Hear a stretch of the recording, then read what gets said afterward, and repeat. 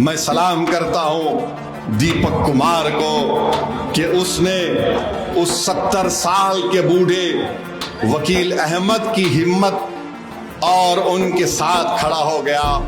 यही भारत है।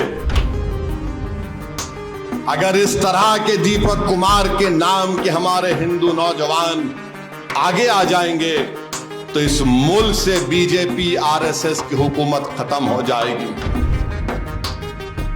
ये बांकड़े पहलवान जिनके चड्डों में से मोंढे पलट गए बजरंग दल के ये बच्चे ग्रुप में आकर गालियां दे रहे उसको पुलिस के सामने।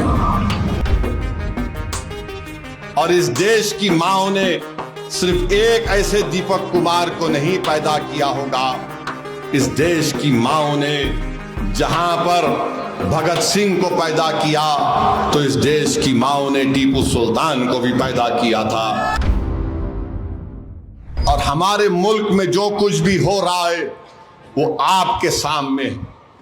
अफसोस होता है कि आज से थोड़े दिन पहले उत्तराखंड में एक जगह है कोटवार नाम है। वहां पर एक हमारे वकील अहमद साहब की 30 साल पुरानी दुकान है और दुकान का नाम है बाबा ड्रेस शॉप। 26 जनवरी के दिन हम यौम जमहूरिया मनाते।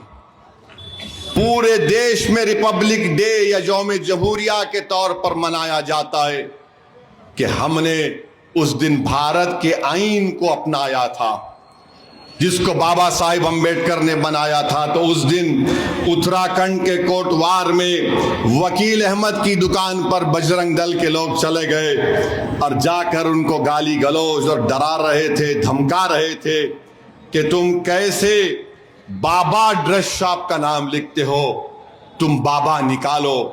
तो उतने में एक हमारा हिंदू भाई जिसका नाम दीपक कुमार है, जिम चलाता है, वो आवाजें सुनकर आया और उसने कहा कि तुम होते कौन हो कि तुम वकील अहमद से कहो जो दुकान 30 साल से कोटवार में है नाम बदल दो।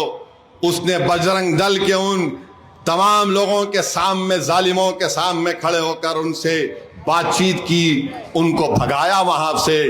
तो बाद में देहरादून से और दूसरे मुकाम से पूरे बजरंग दल के लोग गाड़ियों में आते हैं और उस दीपक कुमार से जब पूछा गया तुम्हारा नाम क्या है तो उसने कहा मेरा नाम मोहम्मद दीपक है। लोगों ने बोला तू मोहम्मद दीपक क्यों बोला? तो उसने कहा भारत में सब बराबर हैं, जो संविधान भारत का बराबर है। ये बांकड़े पहलवान जिनके चड्डों में से मोंढे पलट गए बजरंग दल के ये बच्चे ग्रुप में आकर गालियां दे रहे उसको पुलिस के सामने। गालियां दे रहे कि तू तेरा नाम मोहम्मद दीपक बोलता है। पुलिस, हजरत पुलिस बैठ के तमाशा देख रही है। उत्तराखंड में बीजेपी की सरकार है और फिर वो लोग नेशनल हाईवे को रोक देती है घंटे के लिए। उत्तराखंड की पुलिस उनको ऐसा देख रही है कि जैसा उनके दीवान खाने में बैठकर करी पफ खा रहे हैं। नेशनल हाईवे पर बैठ गए और गालियां दे रहे उस दीपक कुमार को। आप बताइए क्या ये रूल ऑफ लॉ है? क्या ऐसे कानून की इज्जत बाकी रहेगी क्या? मेरे अजीज दोस्तों और बुजुर्गों, मैं सलाम करता हूं दीपक कुमार को कि उसने उस 70 साल के बूढ़े वकील अहमद की हिम्मत और उनके साथ खड़ा हो गया। यही भारत है। अगर इस तरह के दीपक कुमार के नाम के हमारे हिंदू नौजवान आगे आ जाएंगे तो इस मुल्क से बीजेपी आरएसएस की हुकूमत खत्म हो जाएगी। हम उम्मीद करते हैं कि इंशाअल्लाह ताला, मुझे पूरा यकीन है कि आज भी इस देश में और इस देश की माओ ने सिर्फ एक ऐसे दीपक कुमार को नहीं पैदा किया होगा।